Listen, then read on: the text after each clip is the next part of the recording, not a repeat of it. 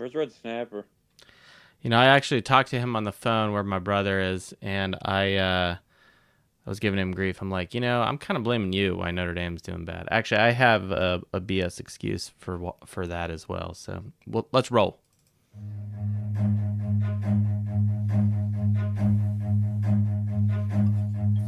Run.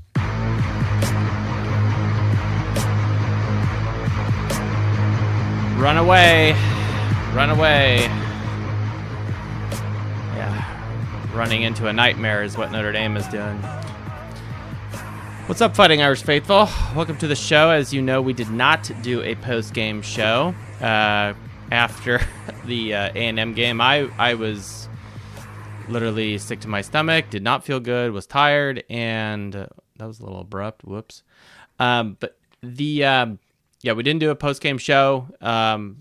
I think everyone was very ticked, and I was probably actually really too ticked to even podcast, quite frankly. Didn't feel good. So here we are. We're gonna we get what, the 72-hour rule? I don't know what that is. But welcome to the Fighting Irish Faithful show, part of Dos Leprechauns Media, season 6, episode 8, volume 160 of all time. And announcement: we have now a new notebook. The previous book, all pages have been full and filled with notes that who knows if we'll ever open them again. But that book was opened in 2022, and that was actually notebook number 3. We had a few other ones. So anyway, found this one lying around. So there we go. A couple things. As I was pouring a scotch, which, by the way, Buchanan's Deluxe, I'm never buying this again. Some weird plastic thing at the top. I should have known better by the price, so whoops. But that being said, we are back with our scotch here, of course, not that we ever really left, but I actually realized that this is the first time I'm doing a show this season with this ice sphere. I've actually just been using like normal fridge ice, and we have these fancy, whiskey ice whatever things. And I haven't been using that, and that's usually what I've always done. So that's on me. That's my bad. And if all of a sudden Notre Dame gets better, you're welcome. So that being said, let's talk about A&M. We've got a lot to talk about. I've got literally 2+ pages of notes. But we are going to we're definitely going to talk about defense because I think that's a problem. I think there's some other high-level stuff, and we're going to give a shout-out right now to Malik Zaire and the Lucky Lefty Pod. I have listened to that. We will talk a little bit about that as well. I thought it was a very, very insightful show that he had done and some of his observations. So we'll get into that later, but quick plug for him just so I don't forget. Let's go over to Stevie D. Irish here as well, who's been invited to speak. I don't know if he actually watched the A&M game, but certainly he's probably caught some highlights and certainly seen us here on X. Stevie, if you're there, we'll bring you on without hesitation.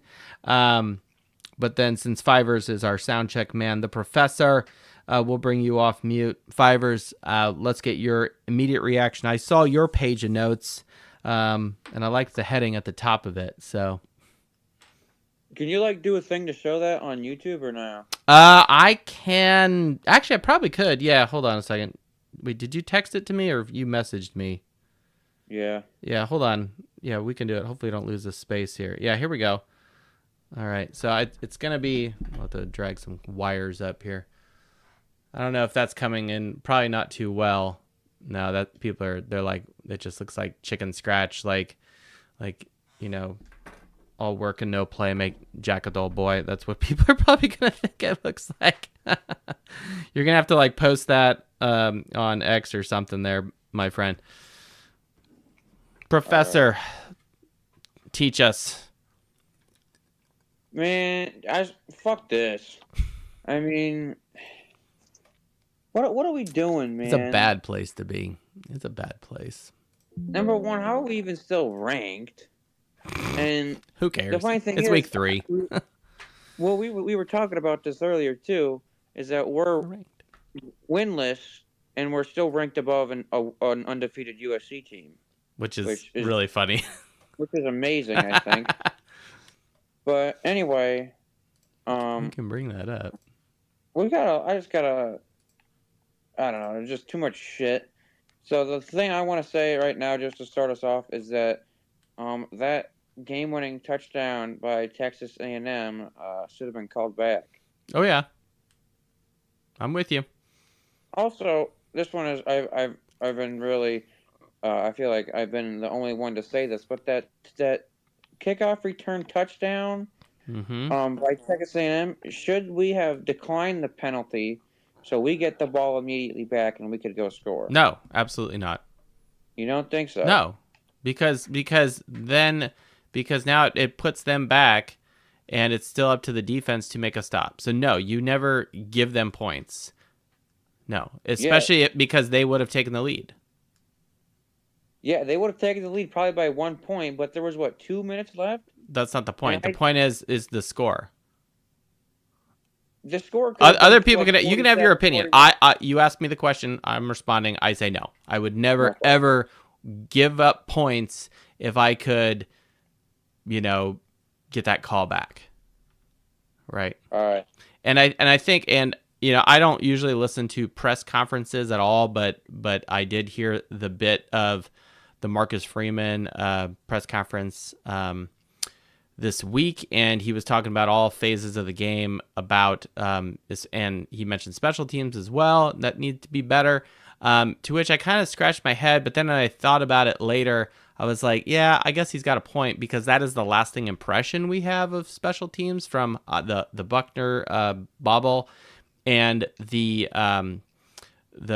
kickoff return that came all the way back. Now, granted, there was a hold and whatnot, right?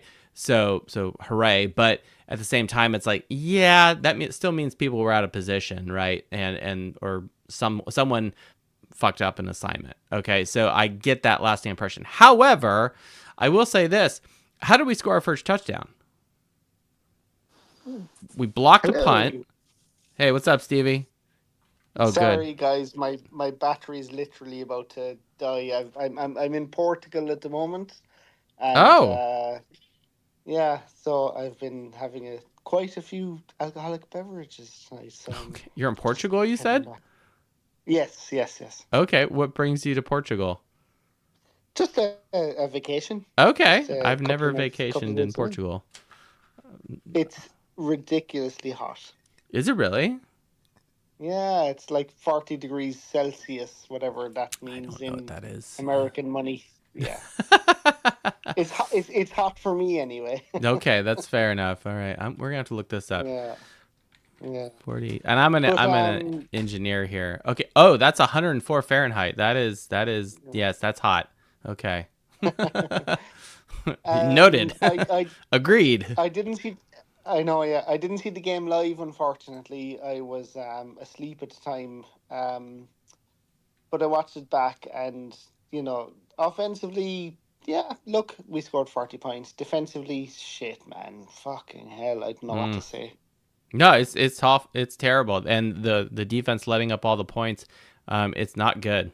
It's not good. No, it really isn't. Yeah, very disappointing. I don't know what to say. Like, I'm just amazed we're in the top 24. It still gives us an outside chance. Yeah, but, I guess. Yeah. Yeah. I mean, I again, out of principle, I wait till week 4 or our 4th game before I look at the rankings, right? So when we get to there, after this Purdue game and going into the Arkansas game, then we'll actually look at that Sagarin. Sidebar, I actually did have Sagarin up earlier today, but I think Notre Dame was like 5th in Sagarin.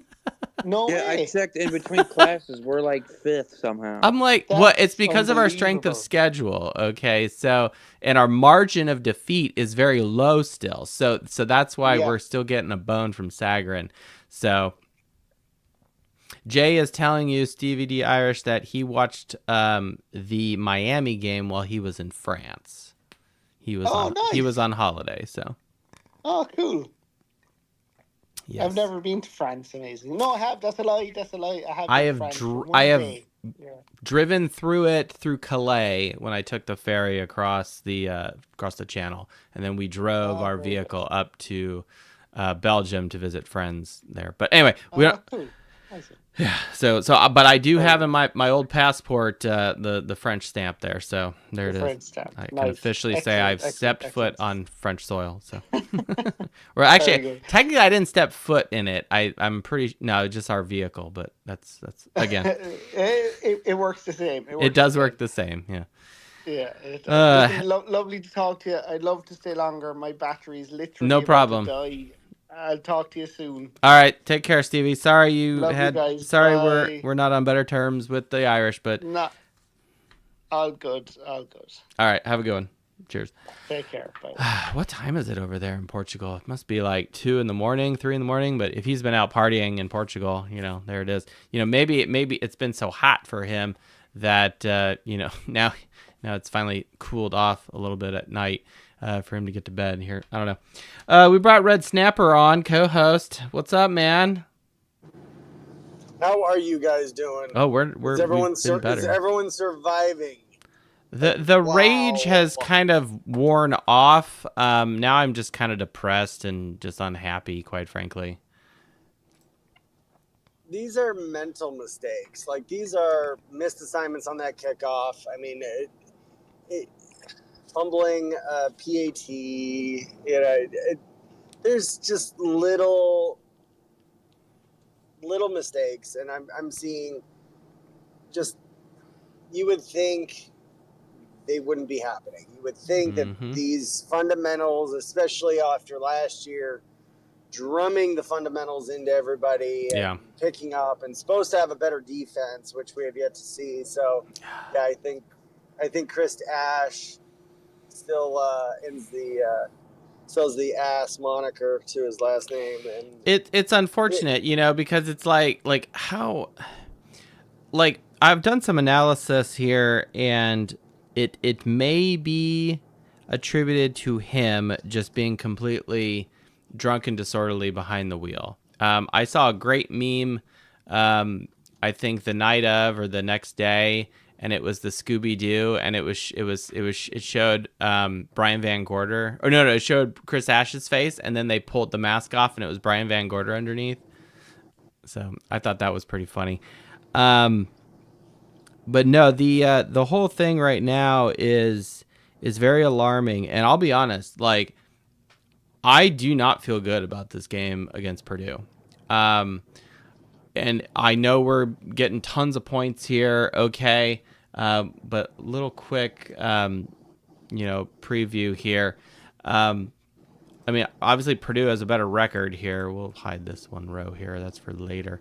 But there's a lot of yellow and some green in the Purdue column versus Notre Dame column, okay?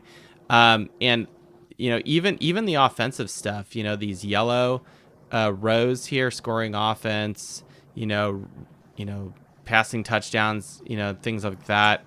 Tackles for loss allowed. Okay, that one's better for Notre Dame, I guess. But total offense is still better for Purdue. Scoring margin clearly is better because they have a record of 2-1. Grant, they played Ball State and Indiana State, I think. But the point is, like, I don't feel good about this team right now, and it's a function not so much because I think our offense is bad or Purdue's offense is so good. It's because our defense is so bad. It is terrible. The fact that we've allowed these teams to, like, let's put it another way.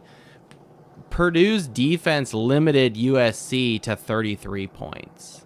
Okay. Notre Dame's defense limited Texas A&M to 41, right? Which, limited, right? I'm using some mad air quotes there. So that's not good. Okay, so I don't want to get into the full Purdue breakdown. We'll save that for the very end here. But I look at some of these things, and I do not believe this spread. Someone was saying, oh, they're betting on Notre Dame that they're going to win. I'm like, well, I want them to win. I hope they win. I don't have confidence in this team right now, and I'm not sure where they're going to go. Are they going to bounce back and like we did after the NIU loss? Okay, it means that we're going to win 66-7 again. I don't know. I really don't believe that. And I didn't believe that we would do that last year, right? So maybe I'm going to be proved wrong again. Okay, I don't know. Quick question for the panel. Did anyone else get the feeling of last year we had the defense bailing out the offense several times? I think all of us kind of expected that. Did anybody else get the impression that the offense bailed out the defense the last 2 weeks? Because that's ultimately how it's felt. Yeah, that's not a bad thought there, Red Snapper, that now the offense is bailing out the defense, right? And now we're a Big 12 team, and so it's just, get some nachos, some black beans and rice and chips and salsa, and, now it's a Big 12 party, right? We don't need defense anymore, apparently. I don't know. Not a recipe for success, and certainly not what we would like. And to put it in perspective, as I'm doing my normal statistical breakdown, I did not record these numbers, but I'm, just looking at, scoring defense and rush defense and some of these other things. And I'm like repeatedly seeing Georgia, Ohio State right at the top of these categories when I go to CFB stats and rank them. And it's like, I know they've played garbage opponents and they're not, whatever, but it's like, that's not the point, right? Like, these teams haven't missed a beat. Okay. Ohio State holds up the trophy and they just rinse, recycle, repeat this year. And Notre Dame is not even close to doing that right now. Unless, Miami and Texas A&M are going to be, national semifinal, contending programs this season. And if they are, good on them, even though I hate Miami, and I don't want that for them. I guess then we can wrap ourselves in that blanket, in January. Okay, fine. Okay. Oh, now it makes sense. Now we have clairvoyance of why Notre Dame struggled in these first two games. Okay, maybe. But I don't think that's the case. I think Notre Dame easily could have beaten both of these teams if we had just cleaned a bunch of shit up. We should have beaten both of these teams. Absolutely. And that's what pisses me off. First week was a coaching loss. Second week was just mental mistakes. Yeah. Yeah, I don't know. So the Texas A&M game, it started good. We blocked a punt, and it's like I was feeling good. Doc was out. I was Mr. Mom at home for a couple days. She was out at a conference, keeping her license active in case I get hit by a bus. God forbid. But I'd still be doing this podcast even if I was. We just have it in a wheelchair or something. But anyway, or I'd be just typing things into, Chat GPT. I'd be like, hey, produce the Fighting Irish Faithful show after the Texas A&M lost. And you see a lot of curse words, I bet. But anyway, they get the ball, right? We stop them, force them to punt on their first possession in their own zone. And we bring pressure, block it, return it, and score immediately. Other than returning the opening kickoff like Wake Forest did, okay? Other than that is the best way to start a football game. Or that, or like a pick six or something. But seriously, we started really well. Really well. It was great. Okay? It's like, all right, feeling good. I was on the phone with the doc. Kids are falling asleep, right? Whatever. And she's like, oh yeah, I remember the game because I was on the phone with you. I was heading back home, right? So it's like, it's so frustrating for how the special teams were so great at the beginning and then just letdowns, at the end, right? And I don't, and fuck you, Ed BC, for continually showing Buckner again and again and again. It's like, get over it, okay? It happened, okay? Let's move on, okay? And actually show the players on the field, okay? I don't know. So, Red Snapper, let's see here. Should we go to Mac or should we go to someone who has returned to X? I think we'll do that. Yeah, I think so too. I think we need to bring the Wookiee back. Maybe that's why we've sucked the last two games, because the Wookiee has not been on the Fighting Irish Faithful show. Wookiee, come off mute, man. Welcome back to X after your, what do we call it? Did you go on retreat? Yeah, let's say you went on retreat. Hiatus? Sabbatical.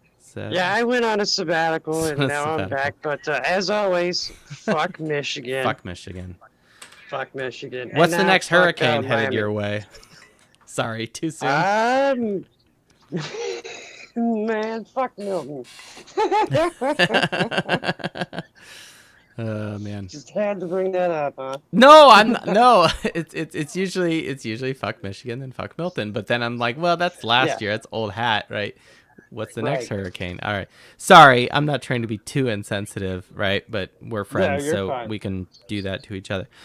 Man, what's your state of the program here, man? You're coming in. You know, we haven't heard your opinion in forever, so floor is yours. Well, I do agree with you that we definitely looked good against Texas A&M in that first quarter. I don't know exactly what happened after that, but then our defense just started falling off everywhere, and our defense definitely lost us that game, like both of them. Both of the games. I don't know what's going on with our defense, but I say that Purdue is going to be a statement game, and we are just going to come out there and just fucking annihilate them. Well, you know, and that's funny you mentioned that. I didn't even notice this. We were up 14-7 at the end of the first quarter, right? Yeah. And I know we were losing at halftime, and that was kind of like in my brain where I was doing this analysis, because I was doing a little bit of comparison of Texas A&M game to the Miami game and like what's similar, and something that jumped off the page is, other than we lost, is we were losing at halftime. And so, and now that you mention this, it's like, well, we were actually winning in the first quarter, after the first quarter, and that shows me then that what the fuck happened to the second quarter? Is this the Ohio State game again? I don't know. We let them score 21 points in the second quarter. Bad. Very bad. I did notice, however, that there was a big issue with a lot of missed tackles going on. Mm-hmm. Like, that's got to stop.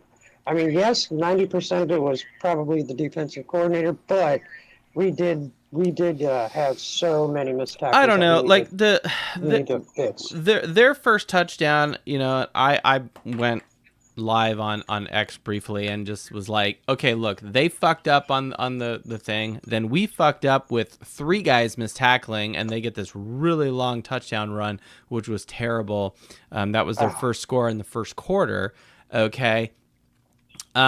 So I'm like, okay, look, they fucked up. Now we fucked up. All right, now it's a 0-0 game. Let's just go play ball. And that was just kind of my MO. And it's like, after that play, I'm not saying like the team changed or anything like that, but it's like that play was very indicative of what you're talking about not tackling, not just colliding, you know, to quote, you know, Pritchard from the 88 team, you know, they tackled with their face. Our guys are not doing that. And like, it makes me think, because we talked about this at the beginning of the season, we were feeling really good about this defense, not so much about the Chris Ash situation, because that hasn't been written yet. Now it's kind of, the writing is on the wall. However, the amount of talent that was returning was super, super high. The amount of production, the amount of returning tackles and tackles for loss and things of that nature.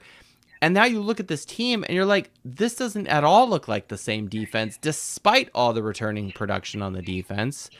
And it makes me think, like, was it just a function of who the captains were and the mentality? And, you know, you had someone like Xavier Watts who was coming in and bailing us out, and someone who could tackle and who's now, you know, slaying dragons in the NFL, right, for the Falcons. Yeah. You know, so like, you know, and then you've got linebackers and, you know, Howard Cross, like all these guys, and it's like these presence individuals, okay? And are they just making a statement with their leadership, and then that transcends to the team? And so then it begs the question, so what's wrong with the current leadership? I don't know. And I don't know if that's really the problem. I do kind of believe a little bit of that, but I don't know. What do you think, other than the shitty tackling? I mean, it's got to be something with their mindset. Something is off this year, I think, with the defense. And it's like there's some sort of mentality there that is not jiving with everybody. And it might just be the fact that we have a new defensive coordinator, and he probably wanted to try something different other than like the Al Golden notes that he has. Because, you know, Al Golden left some freaking notes there that they should take up and do, but... I don't know. If I'm Al Golden, I'm sitting there watching this game, going, "What the hell did you do to my defense?" Yeah. Yeah, exactly. Yeah. What'd you do? Yeah. Yeah. If Yep. Golden's there, he's like, what'd you just do? Yeah. Exactly. I don't know. Don't make me come back there. No. Please do. I You know. Even though I am a Bengals fan, and Right. he's gone from Bengals to Notre Dame back to Bengals, dude, I would so love it if he came back to Notre Dame for sure. Yeah. Oh, sure. I mean, it's a win-win for you, I guess. Right. Exactly. Yeah, and the thing that I'm struggling with, and I don't know if this is a Chris Ash scheme thing and the inability to adapt his game plan the way Jared Parker, our former OC, failed to adapt his game plan, right? I don't know if that's part of the problem, or he just scheming things bad from the get-go, and they're just, it is what it is. What I struggle with is some of the performance of the position players, not so much scheme, but like the overall performance. Like Al Washington is still our D-line coach, Mike Mickens is still our defensive back coach, and the production of those two units on the defense is awful. It's dropped off tremendously, and it's like, look. And I will say this, and this is maybe a little bit of a bone I'm throwing to Notre Dame. Our D line looked outsized and outmatched by the Texas A&M O line. Okay, we weren't getting a push, and the same thing happened in Miami. So maybe I was gonna say both weeks. Yeah. So is that a function of they just have bigger bodies, and so it's a math problem, it's a physics problem, right? Like, and if that's the case, then do we need to do more stunts? Do we need to do some more design blitzes? Do we need to do more drop this guy in coverage and do some blocks, twists? Chip and go. I don't know. Okay, I never coached D-line, I never played D-line other than 8th grade flag football. But the point is like that's I don't know enough about what is happening schematically, and we've invited Kevin Davis here to come in and save us, and because I imagine he's going to be very insightful here. But the thing that troubles me is, okay, though you have Chris Ash, and he's like kind of the head of the serpent here, but these other guys are the same.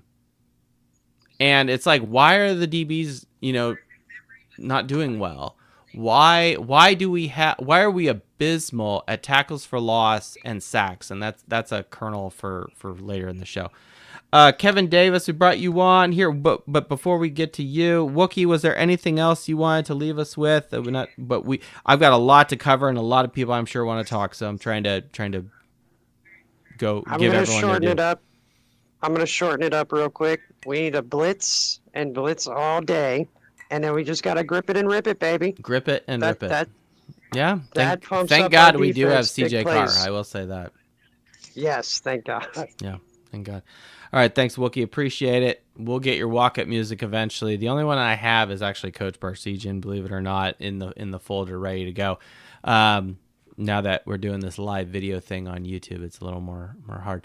I appreciate Jay here in the chat. Notice we've moved the chat here on the YouTube channel so I can see you guys. So thank you, Jay. You're our #1 fan here right now. It says you said bingo, Joe. You're gonna have to give me a explanation of what I said that was bingo. I think I say a lot of great things, so you probably might need referencing your head of the serpent. Okay. I was thinking more of like Greek mythology when I did that. But anyway, let's go to Kevin Davis here. Let's just get down to brass tacks here. What is wrong with our defense, Coach? Hello, everybody. How you doing? What's up?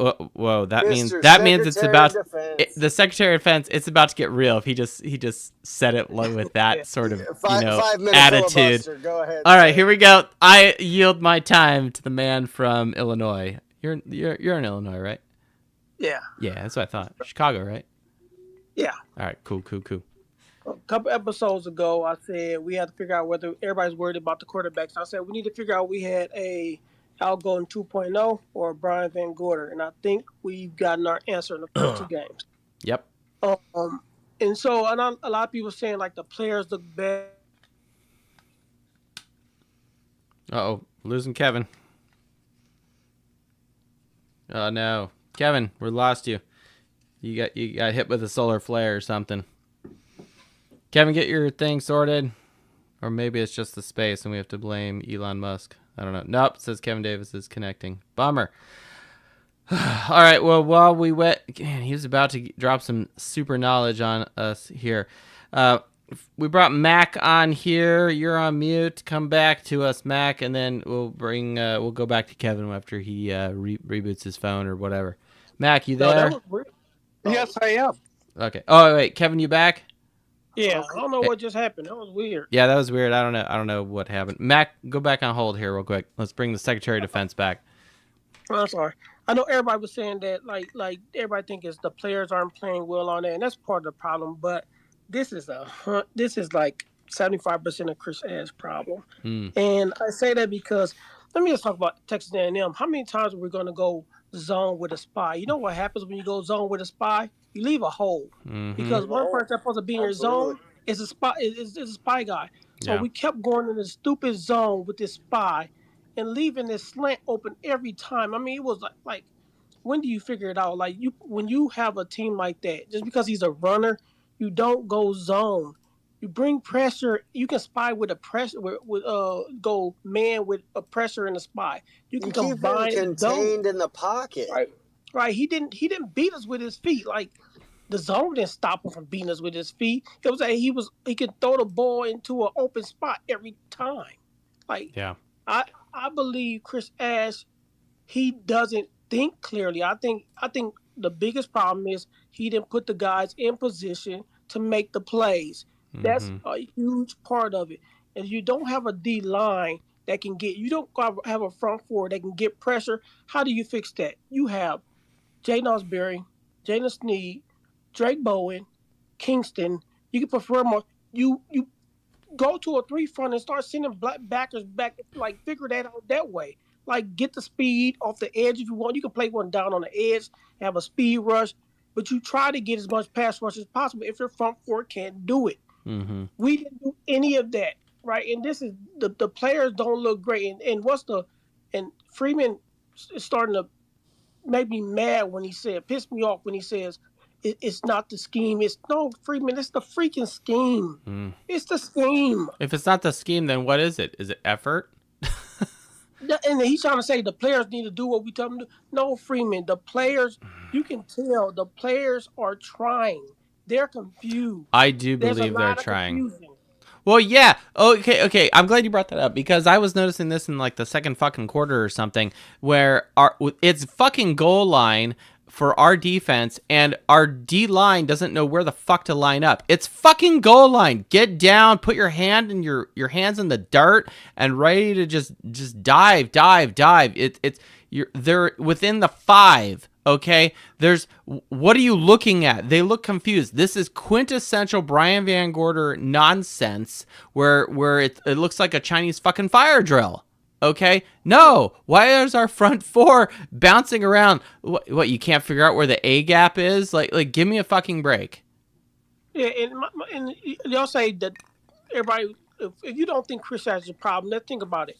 After coming before a game, they'll say we look good, we're ready to go. But then in the game, they look bad, and they're out of position. So what can it be? Yeah. If we look good going into it, and then we come out and look terrible, and then you look at the scheme and the positioning and all that, it's like, what else can it be besides the coordinator putting them in the right position? Yeah. Because nothing's changed talent-wise. Most of those guys in the last system. And That's right. If this is the same scheme, they should know what to do. Right. But that lets you know this isn't the same scheme. No, I don't think it is. And that's an interesting point you make because it's a two-edged sword. If Freeman is saying the scheme is good and it's just player execution. So either way he's being condemned and he's condemning himself, okay? First off, if it is that the scheme is good and the players therefore are not executing, said individual players that are not executing need to get benched and put somebody in that can get it done. Okay, that's one.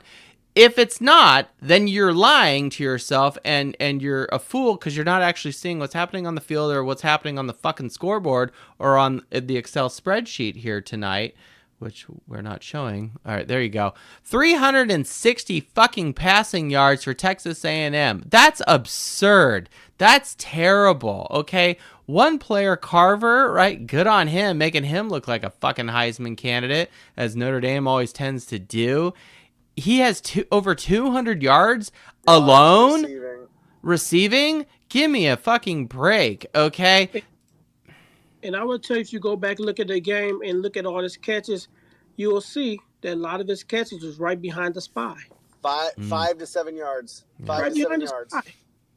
I actually do, throughout this week, will be watching that game as we get closer to the Purdue game, because I want to understand better what is happening. You know, I'm watching it in real time, taking care of kids and, you know, having a beer or whatever it's time. You know, so it's I'm not saying I'm distracted, but it's, you know, I'm got to take care of other business in the house, right?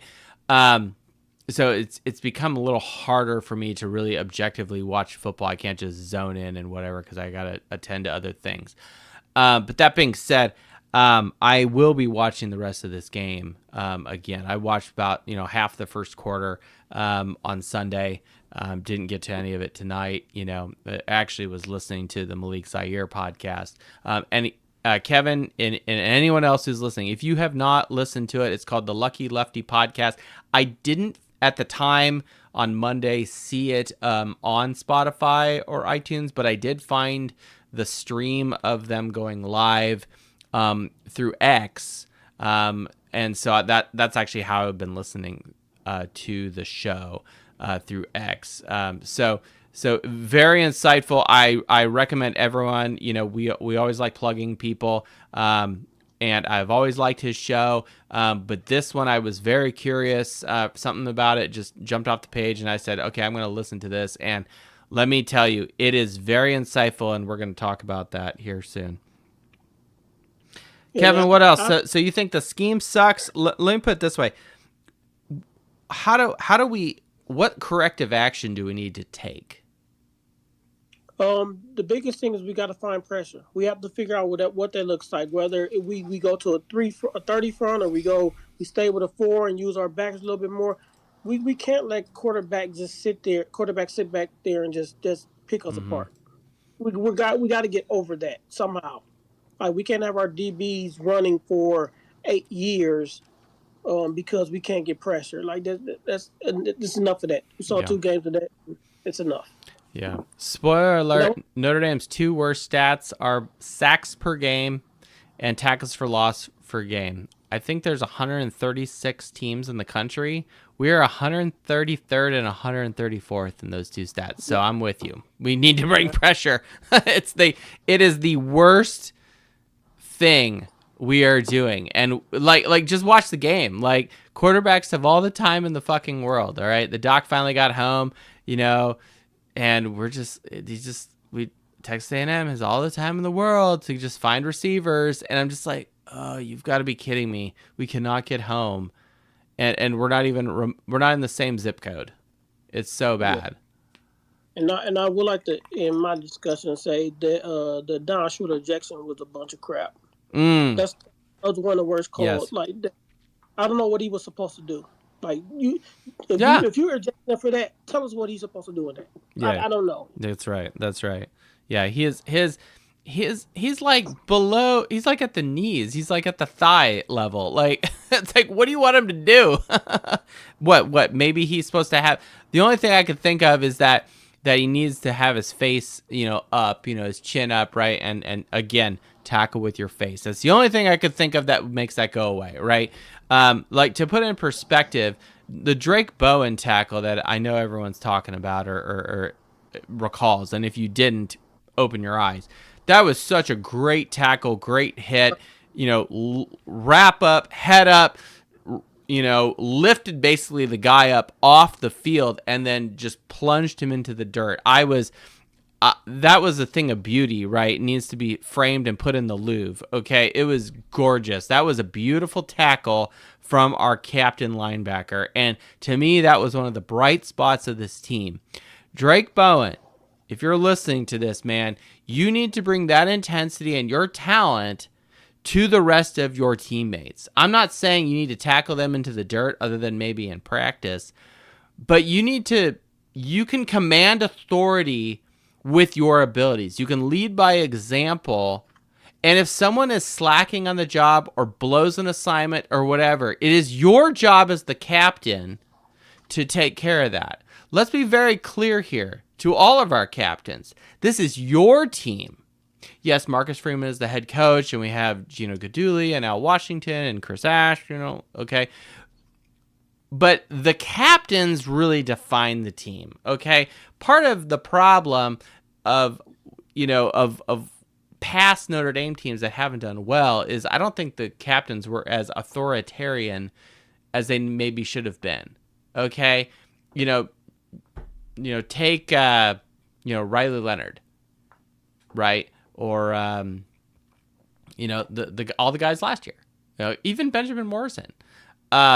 These guys commanded authority, not only led by example, but simultaneously, I'm sure were building up their teammates and encouraging them, but also coming down on them when necessary. Okay, your job as a captain is not necessarily to just go out there for a coin flip. No, you have to do that too, but that's not your only job. That's like something on the side special for you. Your job is to be the leader. And right now this team needs a swift kick in the ass. And it's your job, the captains, and I'm looking at you, Drake Bowen, to fucking do that. Okay? All right. Moving on. That will always be the Mike's job. That will always be your job. You're the middle linebacker, okay? Like Pritchard, fucking Manti Te'o, right? Pick all these guys. Like there's so many of them. Their faces are going and the Scotch is taking over, so I'm not at that point. But it's like, you're the middle linebacker, okay? It is your job to punish people, okay? You are not a nice person by position, okay? You don't have to do that at practice. If you want to do that off the field and off campus, that's another story, okay? And one of the reasons why we love Manti Te'o, right? Because he carried himself so well. Like, look at Jack Kaiser, for crying out loud, right? Great guy, right? But the dude is a fucking warrior on the field, okay? As soon as you step across that line, you need to become something else. Something that resembles someone that was living in a cave back in the Neanderthal days. Okay, you put a helmet on for a reason. If you can't do that, then you shouldn't be playing football. Okay, and it took me till my senior year in high school to realize that. Okay, which is unfortunate. But the point is, and not that my career could have been better, because that's not true. But but the point is, it's like you need to recognize why you're playing this game. And it's not just I would like to evade capture and dance across this white line on green grass. No. It is about putting someone else in the dirt. And that is football. So, Kevin Davis, anything else before we move on to Mac? And we've got a lot of notes we have not gotten to yet. Nope, it's still go Irish. Go Irish. We will still be here. Hopefully, we don't have this downward death spiral and we lose to fucking Purdue and whatever, and we lose to Arkansas, and now we're going to games and we're like, well, here we go. Like, okay, and then that becomes a social thing at that point. But I don't know where this podcast would go if we get there, but I don't think that will happen. I think the team does pick themselves up this week, but I do not think that the spread of 26.5 points is correct. I think it's I don't believe it. Until we show that we have the killer instinct to go for the jugular from the initial kickoff, well, that's the problem, Red Snapper. It kind of looked like we were doing that at the beginning of this last game, and then it just shit falls apart, and we have no spine. We have no stamina.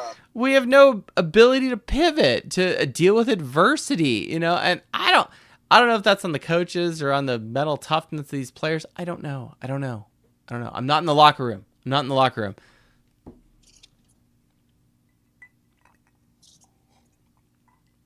All right. We've kind of talked a little bit about some of these things. Then we'll jump over to Mac here. I want to get through some of the notes. Heartbreaks.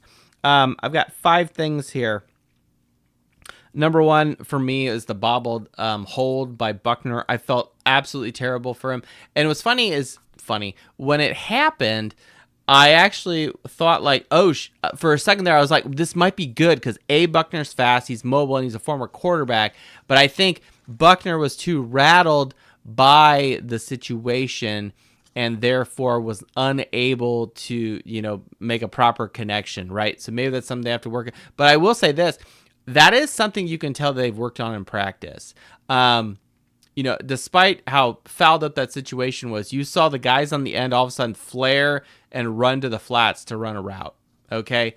And the way that the holder and the kicker separated and ran in opposite directions, okay? I also think that that's something that the coaches and the special teams have worked on. So good on you, coaches, for kind of preparing our team for that unfortunate situation. Okay, so that's one. But leading up to that, and this is kind of a little asterisk on number 1.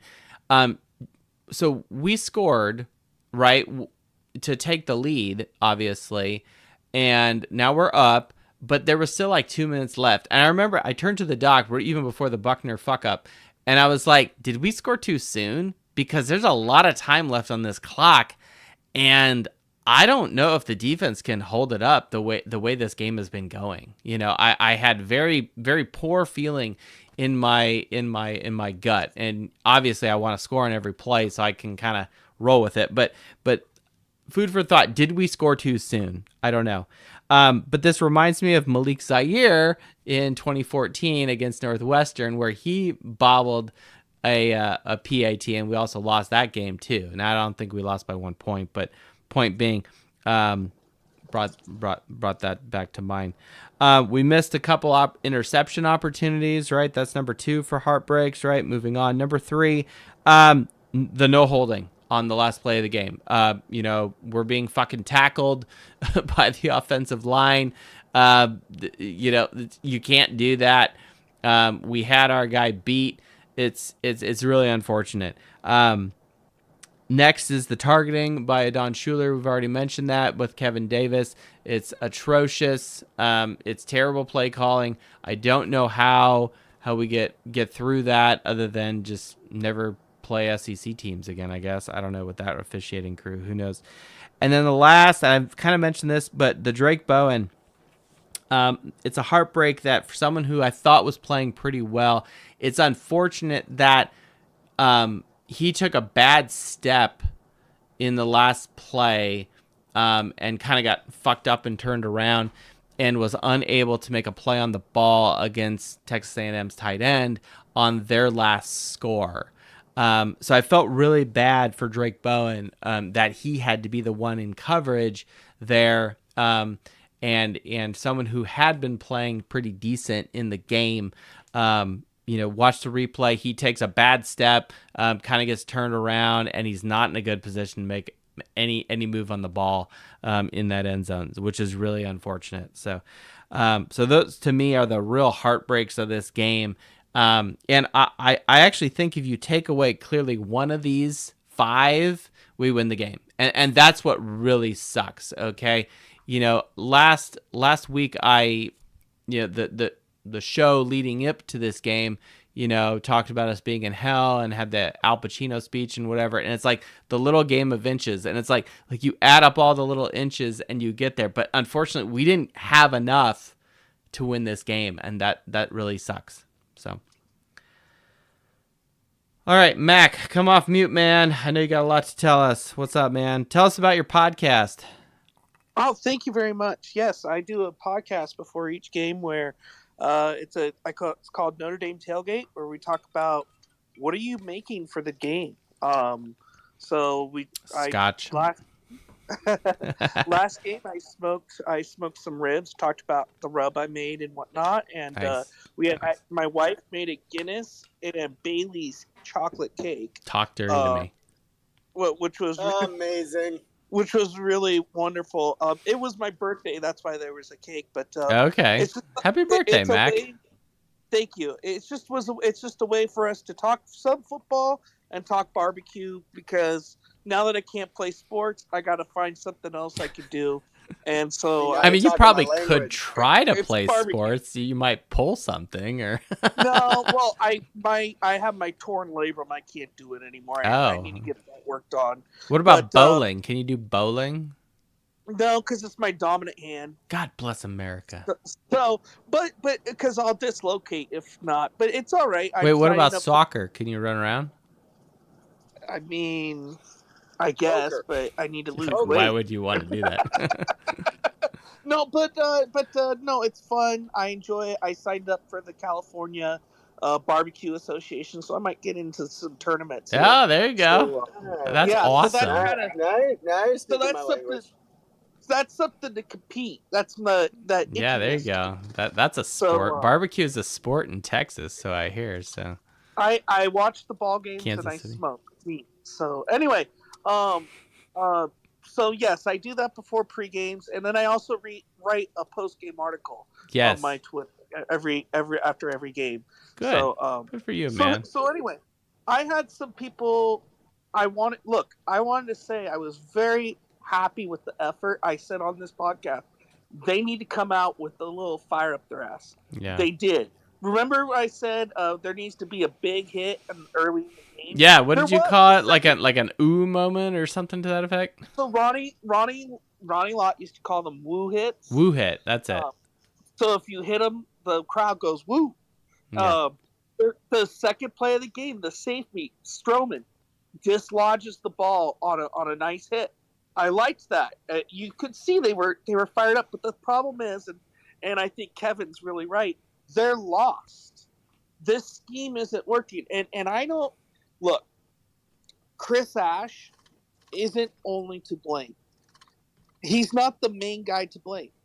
This is who it is, and you guys may not like this, but heavy lies the head who wears the crown. There is no way that Marcus Freeman broke camp and saw the scheme and during the game, didn't see that his players weren't, weren't confused and whatnot. How can he not step in? Yeah. And collaborate or work with Chris Ash? Look, he hired Chris Ash, right? That's right. his hire. So I don't know why. I really don't know why. I've reserved this feeling and I've saved it for tonight. You've got a guy that has not been successful, quite frankly, as a head coach. Maybe you guys see eye to eye or whatever. But I'll tell you what, Coach Freeman, if you hired him to be a fucking yes man, bad decision, man. You need someone that is excelling and kind of fits within your ideology, but someone that's also not afraid to speak up to you as the head coach and say, Coach, I suggest this and here's why. Well, I think the problem is, Joe, is Freeman's working like a CEO coach. He's giving too much autonomy. He needs to collaborate. Well, that was a concern in his first year. We were talking about that. That's what I think Ash needs to do. He needs to look. Denbrock was an inside hire by Freeman, so he understood what was going on. I think it's Freeman's job. I think they were together at Cincinnati too. So, but it's his job to coach him up. Do you know what I mean? And then let go of the reins as he gets more confident. This is not just look. Is Chris Ash doing a good job? Heck no. Our defense is awful. And you know what it looks like when the 49ers went to the Super Bowl and lost. They brought in Steve Wilkes. Oh, the most recent one. Oh, okay. They lost. They brought in Steve Wilkes. Well, Steve Wilkes doesn't believe in the wide nine. Well, the 49ers were created on the wide with their defense by getting Bosa and Warner. That was based off of the wide nine offense, and so they scapegoated him because they wanted a guy who didn't believe in a philosophy to run the philosophy. Does that make sense? Yeah. So if you're going to hire this guy, he's got to believe in your philosophy, and if he's willing to adjust to the philosophy, then you need to be on him and work with him and collaborate. Yeah. And for him to and another thing I didn't like is after the Miami game, they blamed Carr for the poor decisions on offense, and maybe he should have given the ball to forced the ball to Love instead of doing. What are you talking about? Love had a crazy amount of carries here. Miami against Miami. Oh, Miami. Oh, okay. Sorry, I thought you were talking about this game. Okay, never mind. In week two, Love's right here. In week 2, 23 carries. In week 2, Freeman it's mostly Wildcat.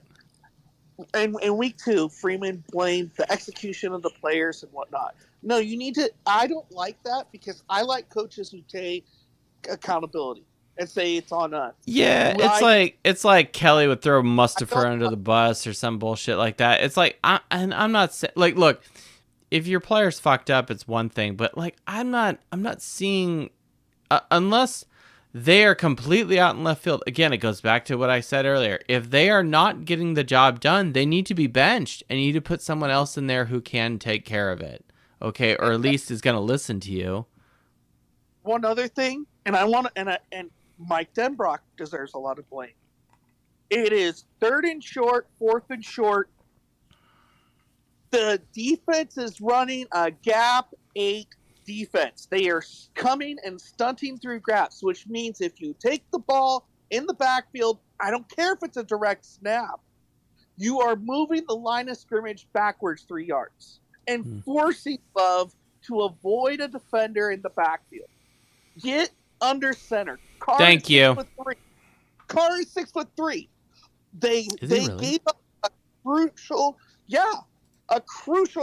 turnover on downs because they did a direct snap to Love on 4th and short. Wow, he is 6'3".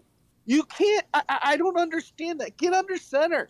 I mean, get under center and tell your freaking offensive line to push forward and I need a little hole for 1 yard. It's very, very, very basic football, and I do not understand the stubbornness, and that also cost them, and that really ticks me off because that's Pee-wee football stuff. It is basic. Yeah. And I'm not happy with that at all. Lastly, people are not gonna look. I gave this guy a B-, but CJ Carr and his rookie mistake, that pass down the left sideline when you're driving, about to put away the game, that he underthrew, that interception, that was also a big turning point in the game. Yeah, I gave him a. Everyone's been saying not Carr's fault. It's not Carr's fault. Again, you play quarterback. Yeah. That's the most scrutinized position. He does deserve some ownership. I didn't say he played a horrible game. Right. I gave him a B-, which is passing, but he's got to do better. Well, I mean, we lost the game. To me, it's pass fail at that point, right? Like, but I see where you're going. Like, but I'll slightly rebuttal with that. I never think football comes down to just one play. Just like the interception you're talking about. No, but on that play position, at the end of the game, the Buckner miss bobble, it's the additive portion of those mistakes that good teams A don't do, or B, when they make a mistake, they rise up because their successes in other areas of the game, because not all the plays are bad, obviously, right? So they have successful plays, but the number of successful plays are clearly outnumbering, the poor plays, right? It's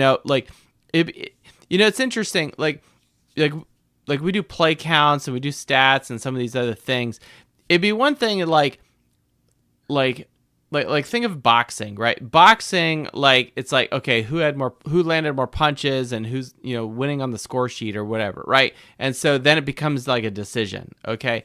Football is kind of like that because it's like in each play there's a down. And then it's like, okay, well, who was successful in that one play? Did the defense win? Did the offense win? I bet, I've never done that analysis and I've just thought of this right now, but it's like, could you look at a football game and watch every play and say, okay, who won this play? This team. Who won this play? This team, right? And I don't like. Obviously, you get like 5 big touchdown plays, by one team, and then the rest of it is dog shit. Maybe you're still winning the game, right? If you score on 5 long, pass plays or something, right? Fine, okay, but I don't think that's the norm. I imagine that it's the little things here and there. Joe, Hold on, I'll throw it back to you, Mac. We've used the poker and the blackjack analogy before, but I'm going to reiterate it. Football and successful teams do the same thing. Boring, iteration, repeat, rinse, recycle.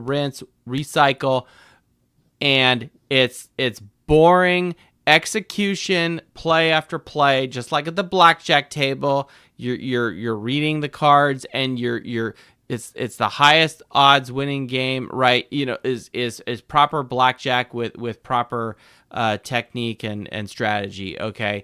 And then you bet accordingly when if you're a card counter. But the point is like boring execution is what wins football games. It really does, okay? And Notre Dame is not good at boring execution right now, and that's not good. Back to Mac. Well, and then we're gonna move on. What was I just want to finish up on that card thing and then say one good thing going forward, and I'm done. The thing about that card, what you're asking the card to do this year is to manage the game, right? He did too much on that play. Yeah. He didn't manage the game. All he needed to do was throw it away, and guess what? They're in field goal range. So what was so big about that is that was a 10-point swing. So Carr, this is a rookie or a freshman mistake. Carr needs to learn from that and learn that you have points on the board, live to see another down. That's it. Yeah, now, I'm with you, man. I'm with you. Here's the positive of, I think, for the year going forward. You are going to eventually probably build your team around CJ Carr and your offense, right? Well, now's a good time. Now that you're probably done your season, you're playing for the Pinstripe Bowl or whatever. No, the Pop-Tarts Bowl. Why not? Whatever you got. I don't mind seeing some of his classmen play with him. And so now maybe Carr can make all the mistakes he wants, and he can work with guys. You could tell that the guys, hey, there's positions open. Yeah, I mean, we don't know where Gray House and Face On are. They're kind of on milk cartons, it seems. Yeah, I'm kind of with you there. So that's what I'm saying. Build chemistry. Let Carr know where his guys are. So then when you go, and that's kind of true. I'm kind of with you there because there was this quarterback controversy ish, in the offseason in the fall, right? And we didn't have a quarterback selected. It's like, right. And I got actually a little piece about now that later. Right, and so now that we're comfortable, and for all we know, maybe CJ Carr, didn't have the best relationship with Face On and Great House, right? And that's why he's not throwing to them as much. Versus, whereas if Minchie was in there, maybe we'd see them more. I don't know, but that is a real thing. Okay, anyone who's played quarterback or played receivers, you have your favorites. Okay. And I remember I was a second string receiver, right? I was a Z receiver. I remember we were killing a team. This is in high school as a junior. I got put in, and our backup quarterback put in, and the play they called, I knew for a fact, and based off of what a play our coaches called, because they were halfway decent, and what the defense was, they were playing like a soft cover 3 or whatever. Okay, and I had just run a hitch route, a 5-yard hitch route out wide, and I was all by myself. I knew damn well that, without a question, that I was getting the ball in that play when it was called in the huddle, because I knew myself and our backup quarterback had a good connection, and I knew he would throw it to me. And so I remember running my route, and we were playing, who was this? This was Diamond Bar. It was at Diamond Bar. I remember turning around, and I had my hands up knowing I would get the ball, caught the ball, got like, I don't know, 6-7 yards, whatever it was, because, we were coached to roll to the outside because it was a wide route in that kind of formation. And then I think the safety came in too, and hit me as well as I was already out of bounds, and so then we got a delayed hit out of bounds penalty against us, and so I was an attaboy there. But anyway, it was my only reception in high school, by the way, my junior year. Senior year got more into a running game. So that's what I'm looking forward to going forward is stuff like that. Is what are we going to look like going forward? And here's the thing, Chris Ash can save his job, but I want to see him I want to see Freeman collaborate with him. And grow throughout. Well, he has to. Like he's not going to throw him under the bus. And I don't expect Freeman to come out on these press conferences, especially at Notre Dame, and be like, yeah, we're actively looking to replace Chris Ash. I don't think he's going to do that. Well, he doesn't have that character, and Notre Dame's not that kind of place. And what does that do for your program, right? Like, I'm not saying he should be retained. That's not what I'm saying. But it's like, look, if one of your people that you hired this guy, if he's not living up to the standard, it is your job to put in as much attention as necessary to make him successful and make the team successful, because it's a reflection on you, the head coach. So that's my whole point on that. So those are the two things I'm looking for: it's defense grow and what type of relationships and who's working and who's playing for jobs next year. That's that. Valid point.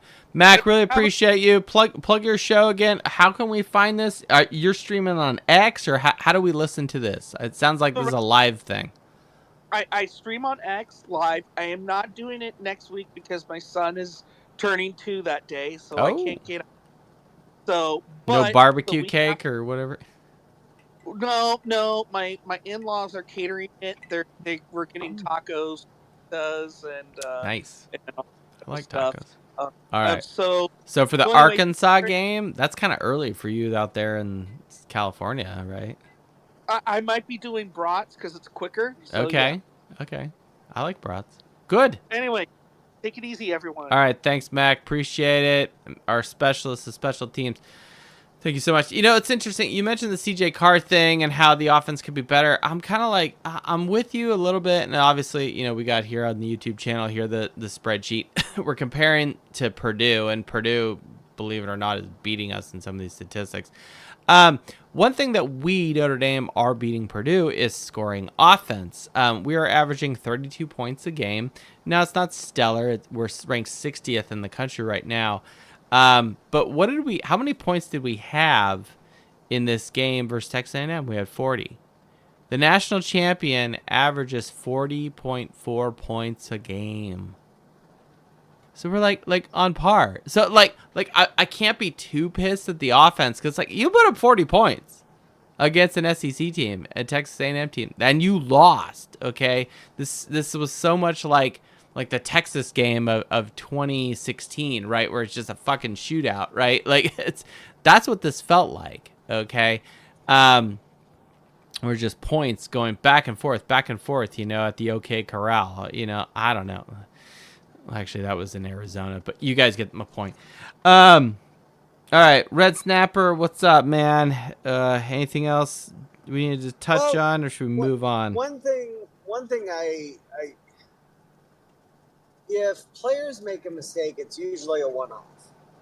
If they repeatedly make the same mistake or different mistakes, then that's a reflection on the coaching. Yeah, get them out. If it's different players making similar mistakes, that's on the coaching. But typically when a player makes a mistake, it's a one-off. It's a misread, it's a missed tackle, it's a misstep, it's something that they did. They're not going to do it again. You don't see it for the rest of the game. Hopefully it's not a big play. But that's a player mistake. When you have multitude of those in a game coming from multiple different sources, that's a coaching thing. So is it scheme? Quite possibly it could be. They're just out of position. Could it be they're confused because the leadership is soft? That could be it. So there's a lack of communication, whether it's coaching to players or players among players live, you know, calling out what they see on the defense. For me, it's a communication thing, bar none. that is a coaching mistake. Yeah. That is the thing that Marcus Freeman needs to own. So whether it's his lack of communication with Ash, whether it's Ash's communication with his position player coaches, if it's the position player coaches with their players or the players amongst each other, the whole point of it is, are they doing what they need to do to communicate We're not on the properly? same And page that- here, right? Like No, we're not. We're not on No, the we're same not. page. Like it's very apparent that there's miscommunication, dysfunction, and I don't know what the silver lining or thread is. I'm failing on my metaphors here, but like, what's the real keystone here that's causing shit to fall apart here with this team? A lot of people are looking at the defense, looking at Chris Ash and some other stuff. It's interesting with Marcus Freeman. As much as I like the guy as a coaching hire, and we're going to bring Ara Parsegian on right now because he dropped some knowledge on me this week via X. Two things. After 2 weeks of preparation, basically, after the loss at Miami, okay, which sucked. Okay, I was not a happy camper. After 2 weeks of preparation, you still lose a game at home. Furthermore, of all of our home openers under Marcus Freeman, we have lost 3 out of 4. The only one we have won is against TSU, the historical black college. Okay. Thank you, Eddie George. But it's like, that's the only home opener we've won. Marshall, loss. NIU, last year, loss. This year, Texas A&M, loss. It's like, unfortunately, this has become a pattern for Marcus Freeman, losing your home opener. I mean, you got a 25% win percentage, man. That ain't good in your home openers. That ain't good. Okay. So, Coach Parsegian, your thoughts on that? As far as the home opener losses, it could just be a fluke. Is it? But it's like it's it really, takes him a lot longer to get the car started here. Like what's going on? If it's a team that's FBS, yeah, they're for the most part close losses, right, but they're still losses. So I will say that we're not getting blown out in these games, right? Like we lost by 1 point, right? To quote Kelly, it's 1 point. That was the Georgia game in 2017. It was 1 point, but it's unlike the Georgia game, which was a nail biter. And what did we lose, like 21-20 or 2019? I don't even remember. Like I can look it up here, but like the point is, like, I don't like the trend that is going on here. This is gonna bother me if I don't say. Okay, we lost 19-20 against Georgia. But if we jump over to Freeman here, okay, look, Marshall, we lost by 5 points. Okay, we won Tennessee State, Northern Illinois -2, and this game won. All right. Well, we can say this for the first time in forever with a redshirt freshman quarterback. The offense looks really, really good. The offense does look good. The offense does look good. Early in the season, the offense looks phenomenal. But this defense, I mean, as much as I hate Wildcat, so many steps backwards, it is a literal night and day difference. We've got a defensive coordinator who, from everything I've seen rumor mill on Twitter, it is Ohio State connections as to part of why he got this job, which very well could be the case. But he wasn't even the head defensive coordinator. He was the co-defensive coordinator in 2014, where he won a national title. And I wouldn't be shocked if it was Fickle that did majority of that workload for the defense that year. I can't say that for sure. I haven't done that much research into it, but he doesn't. Looking at his resume, he doesn't stay anywhere for very long. He jumps around a lot. He might spend 5 or 6 years at a place, and then he's out, and then he spends maybe 2 at the next location, and then he's out. We've got the Chris Ash coaching career here on the YouTube channel. You start to wonder if it's not necessarily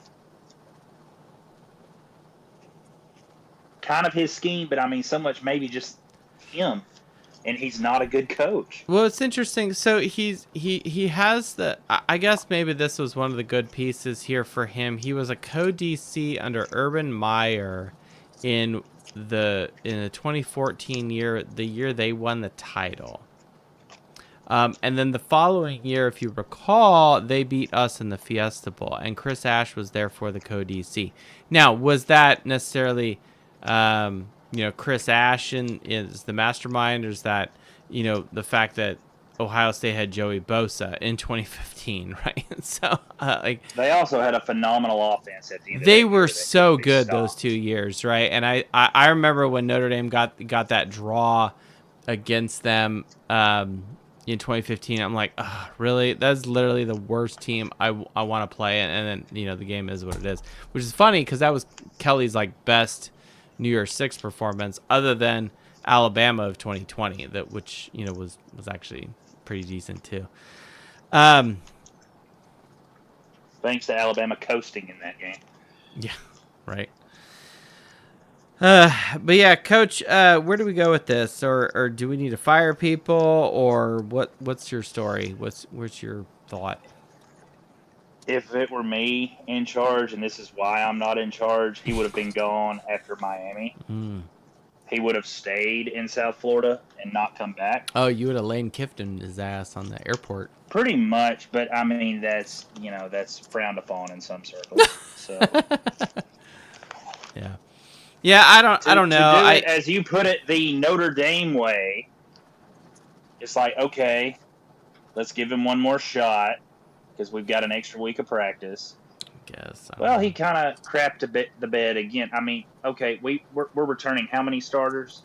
We lost 3 key players on defense, which it can affect the defense, but based off of recruiting and players that did play last year.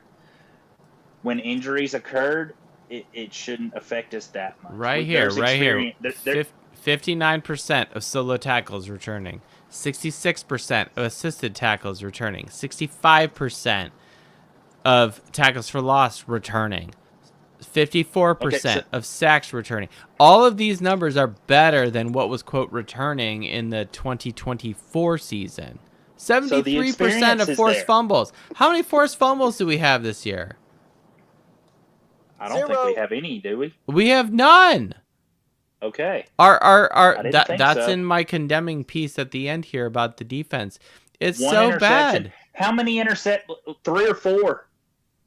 I know there was one. Interceptions is the one that's, quote, worse, but I mean, we lost the 2. But we had opportunities to get interceptions, one on either the last drive or the next to last drive.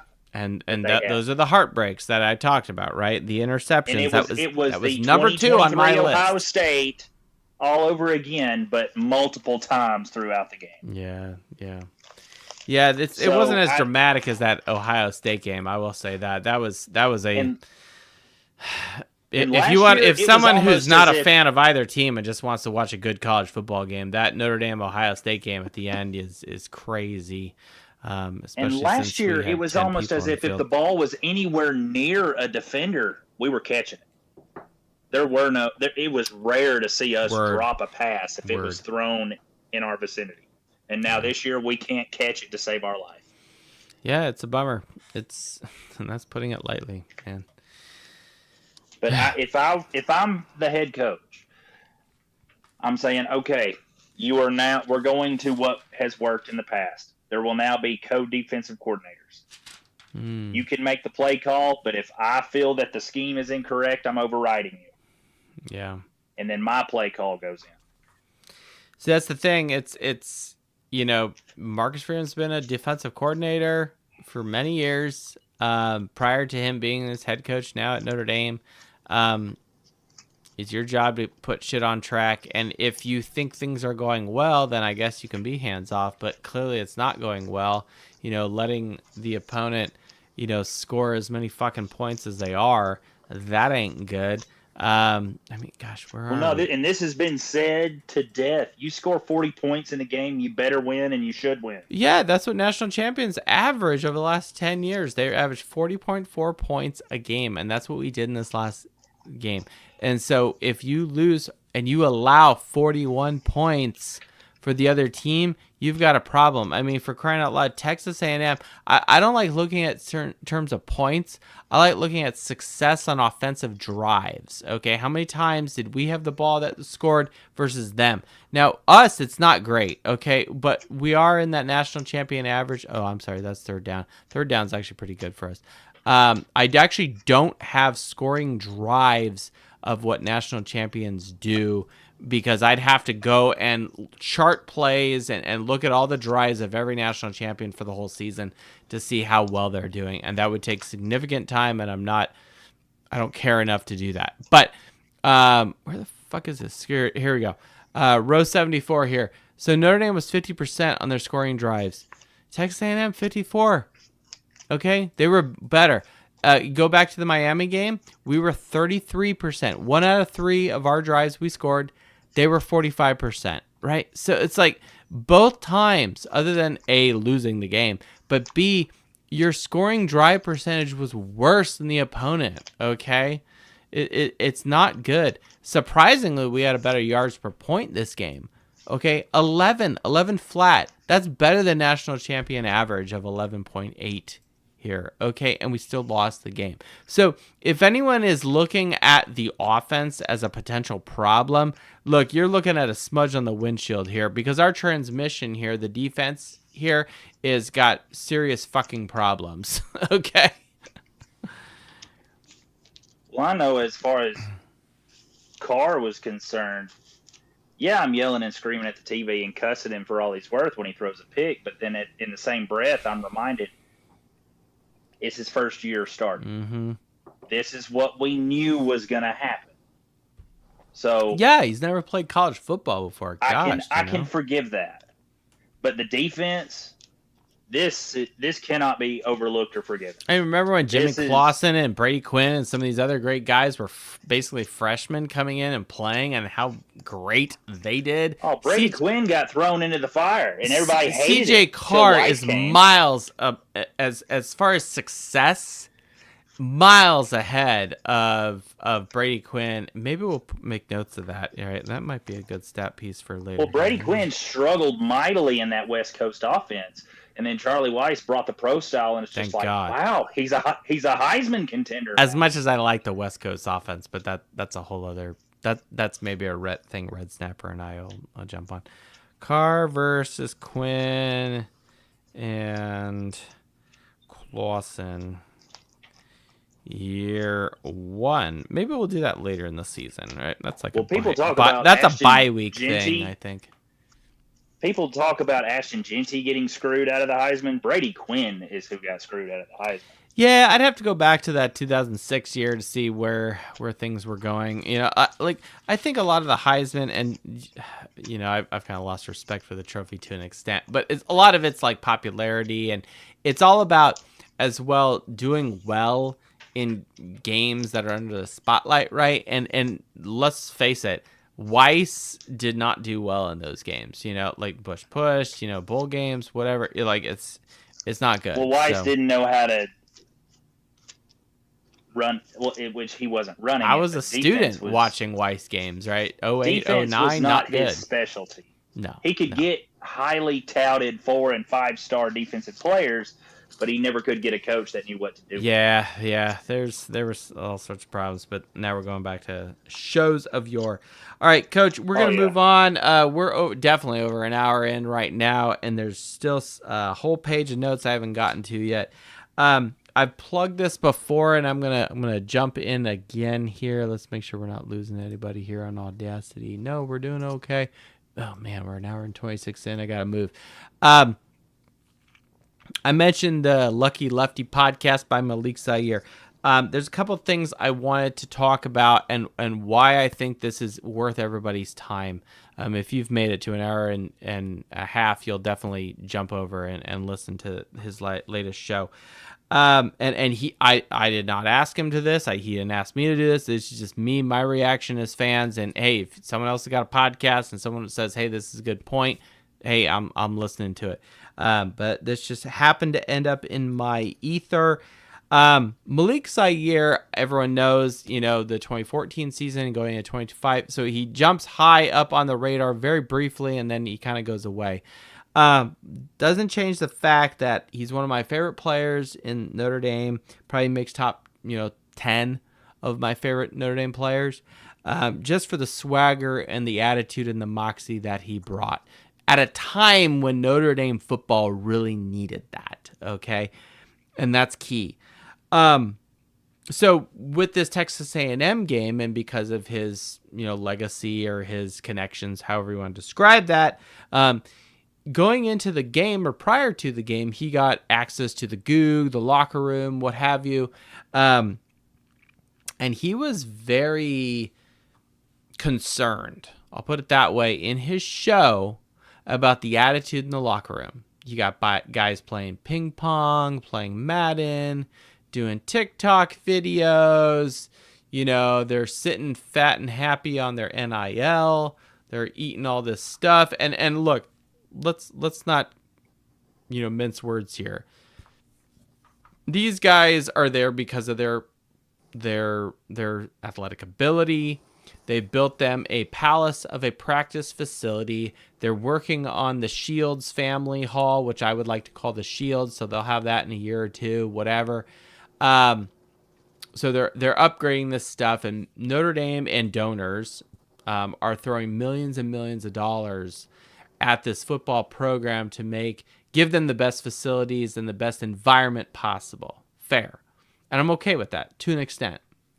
My problem is surrounded around what Malik Zaire said, not because of what he said I didn't like, is the fact that these players, and he didn't name names, and nor would he because he's a classy guy, these players have he thought a too relaxed attitude before a game. This is game day.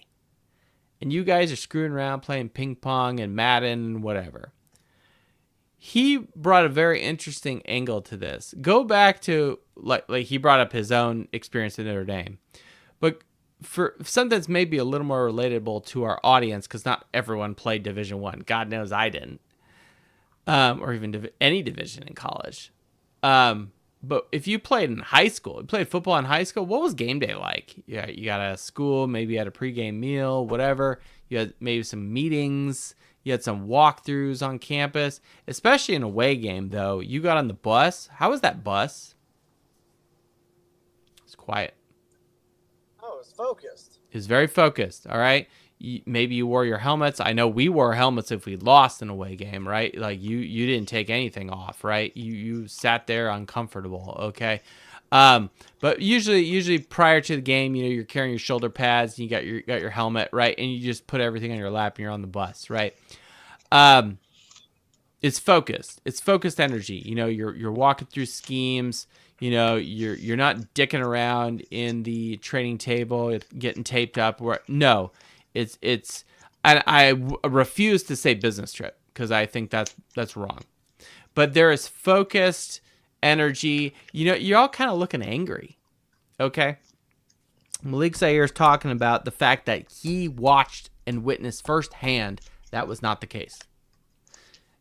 I think that's a problem.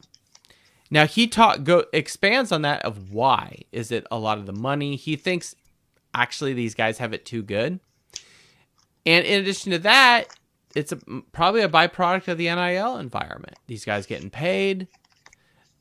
What do you have to worry about? You're sitting fat and happy eating steak and lobster. I don't know if Notre Dame actually feeds them steak and lobster. I hope they don't, quite frankly. It seems wrong.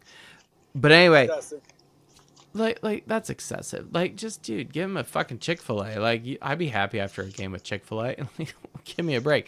But like Malik Zaire was talking about, like, yeah, we lose a game, you get hamburgers and hot dogs or cold cut sandwiches, right? You're not getting anything fancy, right? I don't know what these guys are getting after a loss. He doesn't see a killer instinct. He doesn't see a focused team, quite frankly. He doesn't see a team that's ready for discipline, ready to enter battle, quite frankly. And that's what this is. And so he doesn't know if it's a function of the college football that's today. He doesn't know if there's too much money thrown around at Notre Dame. He doesn't know if it's leadership by the captains. He thinks it's a little bit of that. And I don't want to put words in Malik Zaire's podcast, so you go listen to his show. But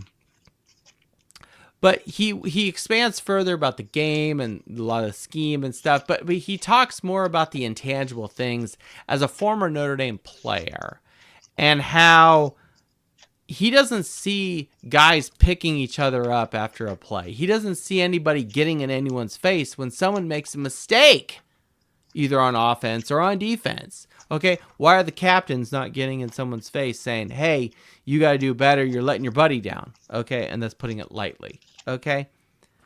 Like after Buckner fucks up the snap, NBC clearly has cameras on him like they're the fucking paparazzi.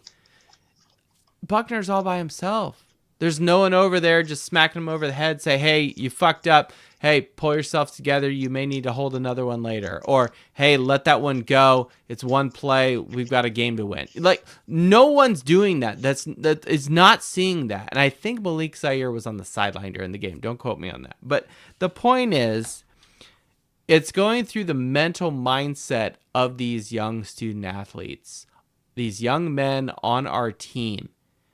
And are they immature? Are they not disciplined? Are they not focused? Like, they're sitting on their NIL. Like, there's no gravity if they make a mistake. Can I put it that way? Like, if you're in the pros, right? You're getting paid a lot of money. You play for the Colts, the Bears, whatever. Maybe not the Bears because they suck. But if you're in the pros and you don't perform, you get traded or you get cut. You get sent to the practice team. There are consequences to not executing in the pros. In college, at Notre Dame, you're getting your NIL money. The universities may be able to pay you now. I really don't know how that works, right? What are your consequences? Like, and I think what it is it's reminiscent of everything you just described, everything that you're describing from the League of Zaire is it's individuals. It's not a team. Exactly. It's individuals. It's not a team. That's it. There's no chemistry. There's no rapport. There's no camaraderie. There's no family bond. We are putting our hands and our feet in the dirt side by side together. So it's a bunch of individuals. Mm-hmm. Who is going to be the mouthpiece to gel this team together? Yeah. You have those moments. You have that aha moment. And we talked about it earlier in the season about how Marcus Freeman just absorbed the feeling of loss of the national championship. Where is that camaraderie, that feeling, that passion, that pain, that those players who were on that field, most of them returning, where are they communicating that? Where are they saying, no, we are not doing this again? Mm-hmm. Yeah, see, that's the thing. It's like my junior class better than that loss because most of us had different feelings about our players. We strapped on that same colored helmet, and we were a family. You could not separate us. You could not pick on one of us because we had people picking each other up. We had people when you have players that are not as talented outplaying the other team, it's because they had the confidence of the guys lining up next to them. The guys on the sideline. You're playing as a team. You're playing as a unit, right? The coaches said, hey, we worked on this in practice. If you all execute simultaneously, then you roll together and you're successful together, and it is team success. Coach Freeman used to talk about this team success stuff. Like, I don't hear any of that shit in his press conferences, and maybe that's on him. I don't know. you're 100% right, Red Snapper. I'm watching this game. I'm seeing loads of talent in individual players here, there, and whatever. But I don't see them working well as a group. I don't see them working well as a team. It's a team sport, and football especially, you have to work together. This isn't the fucking NBA where you can just have Stephen Curry just jacking threes or LeBron or, you know what I'm saying? Like, you've got to have a team environment where y'all are supporting each other. And I don't see that happening right now. And that was the observation of the doc. We're watching the fourth quarter. She's like, why is this game so close? Notre Dame's got so much talent. They don't look like they're working together. That's what the doc said, okay? And I think she's 100% right, okay? She's not in studio tonight. But the point is, it's like, and she didn't ask me to say that, but it's like, the doc's seeing it, okay? Why the fuck can the coaches not? And that sucks. It really sucks. So, a couple other things I want to talk about. And this was mentioned in the Malik Zaire thing. Again, I cannot emphasize enough. Please go listen to this show.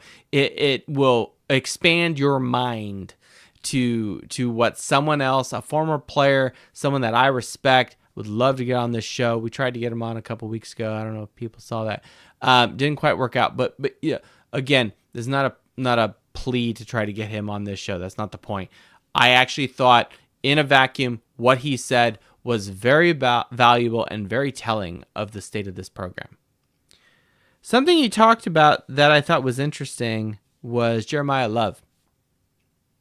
Who's the best player on this team? Jeremiah Love. No denying. Why is he not a captain? Who are your two best players on the team? Jeremiah Love. Who's the other one? Red Snapper. It's not Carr. It's Jadarian Price. Oh, we lost Red Snapper. Why? Neither of these guys are captains. Okay. What's interesting is Jeremiah Love, you know, though he's definitely putting effort in. When he gets knocked down, is the offensive line reaching to pull him up? Or are they just like, well, he's our best player and we'll just let him do his thing? It's like, are they working together as a unit? Offensive and especially rushing the football has to have a drive. It's a momentum building thing. You start getting the snowball rolling down the hill while you rush the football, especially with your running backs. And we have two good ones, great ones. But we don't see people picking up Jeremiah Love. On the flip script, go to Jadarian Price. Jadarian Price, quite frankly, looks better on paper. Like the last two games, I'm going to roll through this here, and we'll get to the averages and the totals here. So neither Price nor Love had any touchdowns in the Miami game, which is unfortunate. Okay, and we threw a lot of criticism at Denbrock behind that. Okay. But Price averaged 7.5 yards per carry versus Love's 3.3 in that Miami game. You jump over to the A&M game, it's a similar story. Price had 5.7 yards per carry, Love 4.1. Price had 2 rushing touchdowns in this game, and Love had 1. I think the offense honestly has looked better, and the offensive line and the blocking scheme, like there's momentum with Price. I feel like the team is getting behind Price better when he's running the football. Now, I'm not saying we need to play Price over Love. That's not what I'm saying. What I'm saying is put both of them on the field at the same time on offense. Again, taking a detour from the real problem right now, which is the defense. But let's make the offense as great as it possibly can be. I think you need to put both these guys in the field at the same time. And if we're running Wildcat and we're just going to send CJ Carr out into the flat and just kind of just stand there and no one's going to take him serious, you know, just like, what are we fucking doing? Like, why is he even on the field? You know, just put Price and Love in the backfield, and throw another tight end in there. Throw another big body in there. Like seriously, if that's what we're going to become, then what's the point of CJ Carr being in there? Okay? Seriously. You can run him off the field, run a big boy out there as an extra tight end, go jumbo formation and do something crazy. Okay, seriously, if that's how you're going to treat CJ Carr, and we're going to do Wildcat, which I'm okay with in limited fashions, but this became the game plan going forward, and I don't like it. Okay, it's the same nonsense that Weiss would do. Grant, he was throwing to who was he direct snap to? Oh, it was to Golden Tate, one of my favorite players of all time. It's like, okay, you're going to hand Golden Tate the ball. I'm not too pissed. You're going to give Jeremiah Love the ball. I'm not too pissed. But, okay, we got down on you, Denbrock, because you were not running the ball enough. You were not utilizing your best players. So now he's like, fine, I'm just going to direct snap to him. That's not what we're fucking talking about. Have your offense and your running game make fucking sense. To which, I've had to do some reflection on this. Is CJ Carr the best quarterback for Denbrock's scheme? If you take a historical perspective of this question, the answer is no. When Denbrock was at Notre Dame, who are his running backs? Malik Zaire. I don't think he had Wimbush in there. No, because Wimbush was in when we had what's his face? Chip Long. But Deshaun Kaiser was. Mobile quarterbacks. Okay. You jump over when Denbrock was at Cincinnati, similar story. When he's down at LSU with BK, Jaden Daniels, mobile guy, right? Denbrock's success and experience is with mobile guys. And then you go last year, of course, you got Ray Leonard, clearly a mobile guy. Okay. Do we have a misalignment between a pocket passer, which is Carr, who I still think should be the guy, don't get me wrong, but is he not a mismatch for what Denbrock is used to calling? And so now we're seeing Denbrock kind of jump to the other end of the spectrum here by going with CJ Carr out at Wildcat kind of a situation. Maybe he's not used to coaching a pocket passer, and his offenses that he's called, it's not a pro style. So one thought there, to kind of things that make you go, huh, here. So again, Price looks better, quite frankly. The offense looks better when Price is rolling better. He's got more touchdowns. He's got 2 on the year. Love's got 1. He averages 6.3 yards per carry on average versus Love's 3.8. And here it is. Okay. So I'm not saying we need to bench one guy and Jeremiah Love sucks. No, I'm just saying from an effectivity standpoint, and who cares about yard points? Okay, I'm talking about your productivity, yards per carry. And if we jump further on this, touchdowns per attempt, okay, Jadarian Price is 18 carries total. He has 2 touchdowns. He averages a touchdown every 9 times he touches the ball. Jeremiah Love has 1 touchdown rushing. I know he's got a passing one in there, but rushing. He's touched the ball 33 times. He has 1 touchdown. The math is very clear right now. Grant, it's been 2 games, and the 2 games have been a little rough, but again, think about it, okay? I threw my hat behind Price 2 years ago, 3 years ago, I don't know how many years ago, for a reason, okay? It doesn't mean I don't like Love. I'm just saying the effectivity of one guy is way more efficient than the other today. That may change in this Purdue game. I don't know. All right, Red Snapper has dropped off. We got Coach Barcigi and Natalie's here. ND Fanatics. Anybody else here? Leprechaun Sadness. Oh, that's. I think we're definitely got sad leprechauns here. We're pretty late into the show. Unless someone else jumps on, I'm just gonna roll through the end of my notes and we're gonna cut this off because I guarantee you we are approaching the 2-hour point. Let's try to not get to that point. A little more nonsense here. Teams that are in the same boat we are in college football, i.e. 0 wins. No wins.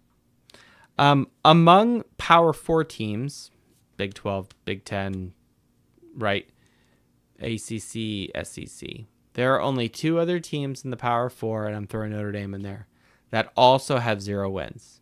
You probably can guess them, Virginia Tech and UCLA.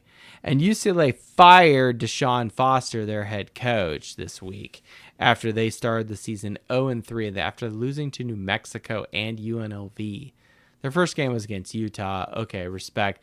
But after losing to New Mexico, and not by a close margin, they fired him. Okay, probably the right decision for UCLA. UCLA doesn't even look like they belong in the Big Ten. Okay, kick them out, send them back to the Pac-12 next year, and then we'll go from there. I don't know.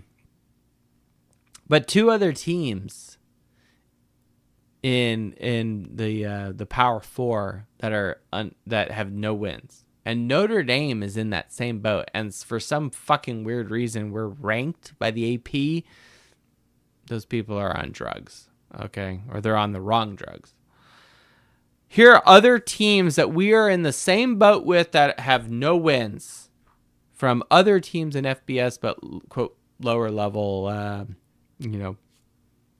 lower level conferences. Sam Houston, Miami of Ohio, Akron, Eastern Michigan, UMass, Western Michigan, San Jose State, and Oregon State. All of these teams have no wins, and Notre Dame is in the same boat. Now, I didn't do this crazy statistical analysis because this would take a lot of time. But I guarantee you a lot of these other teams have better defenses right now than Notre Dame. It's not good. Notre Dame's defense is so bad that I wanted to understand how bad. And how do I do that? Well, we're going to look at where we left off. I know this is probably a little bit of an eye chart for the people here on YouTube, so we're going to highlight this. So you're just going to have to roll with me here. The defensive things are in blue, as you can see on YouTube. And then this column here we'll add this here. This is the end of year 2024. This is where Notre Dame's defense was at the end of 2024 after losing to Ohio State. This is what's in the stats official, how we ended 2024 on defense. And for the most part, it was very good. And then we talked about earlier in the season, earlier in this show, how much talent and production was returning, and that production, tackles for loss, etc., forced fumbles, right, was all better than what was returning in 2024. So the drop-off, if there is one, shouldn't be so bad. And unfortunately, it's terrible. It's so bad. We'll go from least important to most important. Tackles for loss per game. We kind of already mentioned this, and we'll throw the sacks in there too. Tackles for loss per game. We finished 2024 averaging 5.4 a game. Not great. 73rd in the country. Kind of middle of the road. Kind of worse than middle of the road, right? So not good. We've dropped from 5.4 sacks per game to 2. We were 73rd in the country. We're 134th in the country. There's 136 teams in college football. That's awful. Sacks, similar story. That's why they're in red here, because they're so bad. We're averaging half a sack per game. I think we got one in this game, and we didn't get any in Miami. I may have that flipped. It doesn't matter. It's so bad. We averaged 2.5 last year. 37th. What the fuck? Passing defense, okay, not good, okay. We were 4th in the country. We're 126th. We've gotten 122 teams worse 2 games into the season. Really? Adon Schuler's still there. I don't get it. Turnover margin, okay, we were second in the country last year. We're 97th. We're -2. We're not getting turnovers on defense. Okay, I realize the offense is turning it over a little bit too. Okay, maybe a little bit more. So maybe I didn't look at half the equation. Fine, but still, we're not good. Defense is not generating turnovers. That is a fact. Fourth down defense, we were 9th in the country, 36%. Fourth down defense, 75% of the time. Yeah, if you're on fourth down, we haven't even played Navy yet. Okay, we're 111th in the country. The bright spot here is the third down defense here.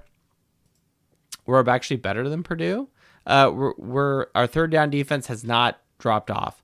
But honestly, like it's not. It hasn't dropped off. All right, so third down defense is okay. All right, so good job, Notre Dame. Sacks, we talked about that. Ugh. Red zone touchdown defense, okay. We were 41st. Now we're 102nd. Not good. Red zone scoring defense, okay. We went from 18th in the country. Now we're 84th in the country.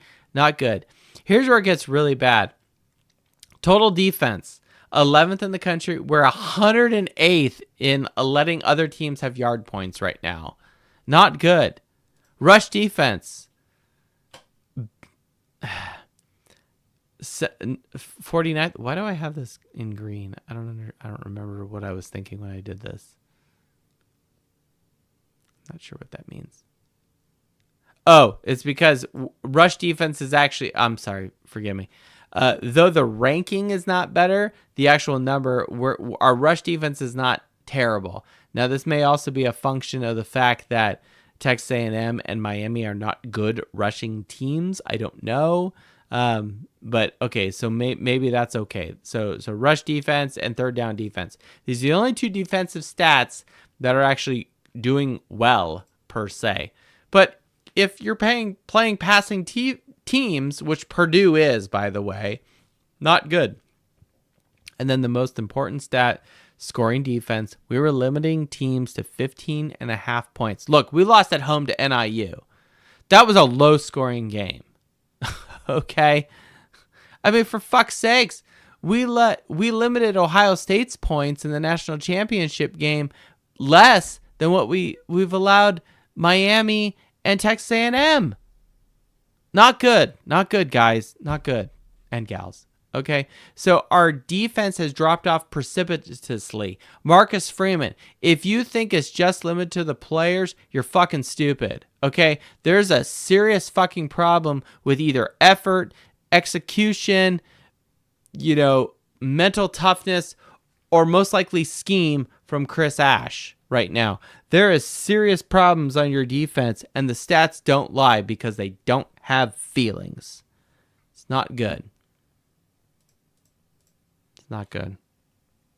So, unless Natalie, Coach Barcigian, or Indy Fanatics have anything to jump on, we're going to roll because we're getting to the end of time here, and it is almost 11:30 at night, and I'm tired, and I got to go to work tomorrow.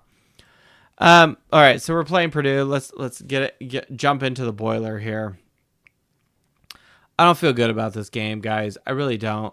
Because I don't like quoting Mark May, but Notre Dame, you haven't given me any reason to believe that your defense is going to show up and you're going to be able to stop Purdue. Like why all of a sudden, what makes Purdue different? What, their talent, right? They're averaging over the 4 years 55%, and Barry Odom's, it's his first year there. Look, he's got a better record than us right now, okay? I mean, he's a very experienced coach. He spent 4 years at Missouri and a couple at UNLV before Purdue picked him up. Okay, fair. Although Marcus Freeman has a better record, but right now, not this season. I mean, there's a lot of good stuff going on in Purdue's column versus Notre Dame. Grant, their strength of schedule probably sucks compared to ours. But I mean, just look at some of these green ones here. Sacks per game, they're on par with national average. They got 3 sacks per game on average. We're at 0.5. Give me a fucking break. Third down offense is better than us. They're getting a third down over 50% of the time. We're 45%. That's not good. And look at all these other things in yellow that is better than us, right? I will say this. If our offense is clicking, we'll probably win this game because our yards per point is definitely better than them. And our yards per point actually over the last 2 games is better than national champion average. If the defense would fucking step up and improve, this would be a great fucking football team and we'd be undefeated and we'd probably be ranked top 5. Okay? I have to address the fact that I've seen on X, seen on Twitter, people saying like, oh, Notre Dame's just 4 points or 5 points away from being ranked in the top 5. That's such a bitch-ass attitude because good teams rise above those slim margins, okay? We didn't do that, so we're not a good team. We're not a good team. Like, we have no wins, okay? I equate right now Notre Dame to, your 2019 Notre Dame, your 2015 Notre Dame. We're just losing to all the good teams on your schedule right now, okay? Unfortunately, right now, with respect to teamrankings.com, which is not coming up. Why is that? They're predicting Notre Dame's most likely outcome right now is 9-3 for the regular season. Their toughest game being USC, 55%, with Arkansas at 58%. So not good.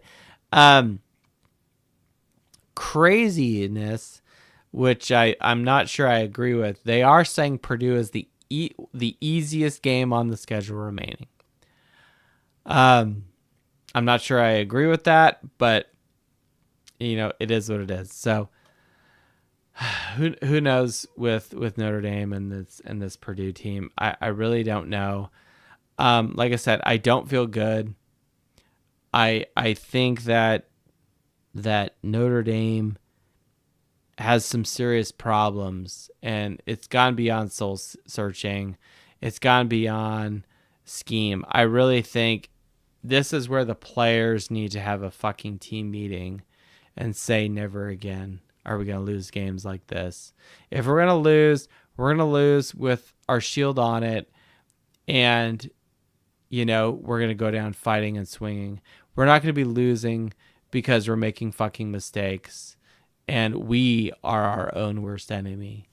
We're going to lose because the other team on the other side just was better. Okay. I don't think Notre Dame was worse than Miami and Texas A&M. Unfortunately, the score suggests otherwise. I think we got in our own way. And the only way we lose to Purdue is if we get it in our own way. There's no reason on God's green earth why we should lose to Purdue with 55th ranked talent in our house. There's no reason why that should happen. So with that, that's the end of the show. It's not a lot of stats, a lot of information. Thank you everyone for joining the Fighting Irish Faithful show. Thank you so much for making me part of your life, your day. I'm not saying we're at a crossroads. I think we're past that. I think it's a miracle if we make the playoffs. We have to run the table. Right now, Notre Dame's not showing me that they have the ability to do that. I would love them to win out. I can be optimistic as hell like some of these other people that we're seeing, and God bless those people who are optimistic. I'm so glad you feel that way. That is not that's not how I am. And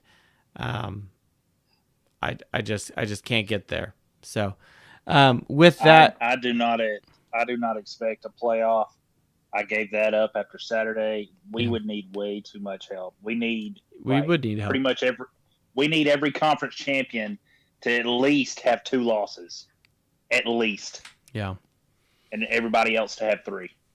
Yeah, I think the margins are too slim in college football for us to make the playoffs. I think it's very unlikely. And look, Notre Dame's got to play for pride, and I don't know if they have the mental toughness in the locker room to do that. Now, if they come out and piss the whip Purdue this year, like they did last year, because they play with anger and ferocity, okay, maybe we'll entertain that idea. But look, I hate quoting Mark May. You got to show me. You got to show us, Notre Dame. Like, your fan base is loyal, but, it comes to a point where realism needs to take over. So, with that, thank you, everyone. This is episode 160 of all time, volume 160 of all time in the books. Thank you for joining us. I am Joe at faithful_Irish on the X. Thank you so much for this. Let's go out there. Let's kill it. Look, if we lose every game, I don't think we will, but if we lose every game from here on out, we'll still be here. We'll be throwing, daggers at that point. But go out there and slay the dragon, man. And right now, that dragon is from West Lafayette, Indiana. So go out there, beat Purdue, and then move on. And we'll pivot. So thank you. Good night. Go Irish. Be Boilermakers.